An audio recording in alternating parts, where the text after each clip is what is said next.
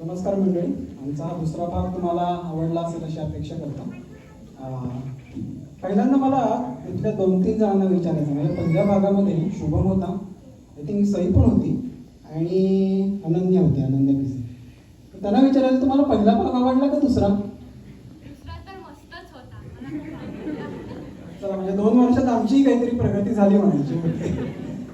तर याच्याबद्दल 1-2 गोष्टी सांगतो मी. ही गाणी सुचली कशी, कारण आम्ही जसे सगळे शिक्षक म्हणले की हा प्रोग्राम जेव्हा आमचा ठरला की प्रोग्राम करायचा आहे, त्यावेळेला आमची पण अशी चर्चा झाली की कुठला प्रोग्राम करायचा. तर एक आश्चर्याची गोष्ट म्हणजे माझी मागची वर्षीची बॅच आणि या वर्षीच्या बॅचने दोन्ही बॅचमधल्या काही मुलांनी सांगितलं की आम्हाला करायचं महाराष्ट्राची हास्यजत्रा. समीर कबुलेंनी काय जादू केली यांच्यावर माहिती नाही मला, पण म्हटलं महाराष्ट्राची हास्यजत्रा तर आपण करणं अवघड आहे का, आपण मराठी शाळेची हास्यजत्रा करूया. म्हणजे त्यांना म्हटलं काय ते म्युझिकल फॉर्म मध्ये करू. 2 गाणी तुमच्या मनातली, 1 गाणं आमच्या मनात.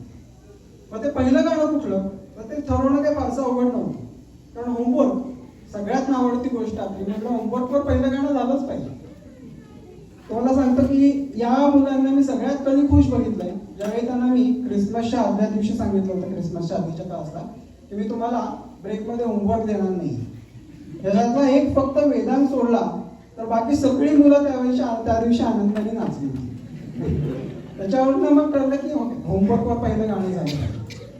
मग दुसरं गाणं कुठलं घ्यायचं, तर त्याची थोडीशी एक बॅकग्राऊंड सांगतो तुम्हाला.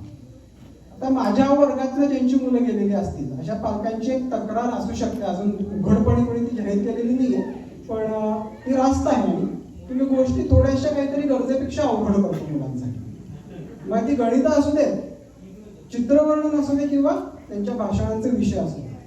तर असंच मी एक त्यांना भाषणासाठी किंवा त्यांचं स्पीच असतं त्याच्यासाठी विषय दिला होता त्यांना, की आपल्या जीवनात पैशाचं महत्त्व असा त्यांना विषय दिला होता.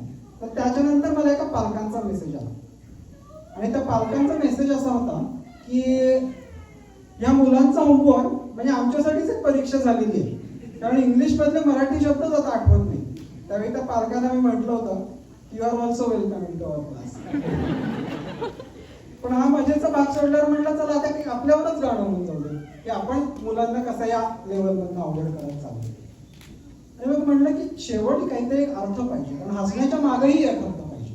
म्हणून मग एक तिसरं गाणं आता कसं द्यायचं, तर त्याची खरी प्रेरणा मला कुणी दिली असेल तर इथे बसलेल्या सगळ्या या माजी विद्यार्थ्यांनी. या गाण्यातल्या तुम्ही शेवटच्या ओळी जर बघितल्या तर त्या ओळी काय आहेत की होऊ मोठे घेऊ भराऱ्या नवीन गगनाकाठी, तरी धावत येऊ या शाळेच्या तत्पर सेवेसाठी. आणि गेल्या काही वर्षामध्ये हेच आपण इथं बघतोय. मग मोहिनी असू देत, मोनिशा असू देत, अनन्या असू देत, मिथिला असू देत, शुभम, स्वरा, अशी कितीतरी आपले माजी विद्यार्थी आपल्या शाळेच्या सेवेसाठी तत्परतेने धावून आलेले आहेत.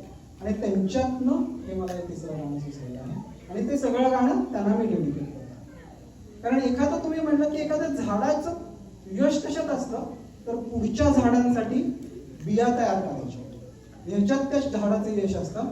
मराठी शाळा आता तेच करते की आपल्या या नवीन सगळ्या पुढच्या पिढीच्या बिया तयार करतात की त्याच्यातनं नवीन झाडं तयार होतात. भाषेला अभिजात दर्जा मिळणं हे महत्वाचंच आहे आणि अभिमानास्पदच आहे, पण ती भाषा पुढे घेऊन जाण्यासाठी एक मजबूत अशी साखळी निर्माण करणं हे सगळ्यात जास्त महत्वाचं आहे, आणि ते या विद्यार्थ्यांमधून मला दिसतंय. आणि म्हणून असेच यांच्यातनंही तशाच पुढच्या बिया तयार व्हाव्या अशी इच्छा म्हणून ते तिसरं गाणं लिहिलं होतं. हे गाणे या मुलांसाठी नक्कीच अवघड होतं. मला पलाश म्हटलं होता की काका पहिल्या 2 गाण्यांना खूप छान चाल आहे, ती म्हणायला सोपी जातात, तिसरं गाणं एवढं सोपं नाहीये, बरोबर पलाश? पण या सगळ्यांचं असं कौतुक की अवघड गाणं पण तुम्ही खूप छान पाठ केलं आणि लक्षात घेऊन पाठ केलं, आणि त्याचा अर्थ त्यांना समजला. त्यावेळेला त्यांना ते गाणं पाठ करायला प्रयत्न केलेला, आणि त्याच्यातनं असा आमचा कार्यक्रम निर्माण झाला. तर माझे जे 2 को टीचर्स आहेत, मैथिली आणि रागिणी मावशी, त्या दोघींची खूप छान मदत झाली याच्यामध्ये. आम्ही सगळ्यांनी मिळून टीम वर्क केलं. मुलांचंही कौतुक आणि त्यांच्या पालकांचंही खूप जास्त त्यांचे सगळ्यांचे आभार, कारण हा कार्यक्रम बसवण्यासाठी त्यांच्याकडनं तयारी करून घेणं एवढं सोपं नव्हतं, पण त्या सगळ्यांची मदत आम्हाला या प्रोग्राममध्ये झाली. तर मी रागिणी मावशींना बोलायचंय, त्यांना देतो आणि मग आम्ही मुलांची ओळख करून देतो. मला सौरभचं फारच कौतुक आहे की त्याने इतका मुलांच्या भावना ओळखल्या आणि त्याबद्दल काव्य केली आणि 3 काव्य या मुलांनी सुद्धा सुंदर पाठ केली अर्थ समजून. त्यामुळे मला विशेष कौतुक सौरभ आणि या मुलांबद्दल खूपच वाटतं. खूप छान कार्यक्रम झाला.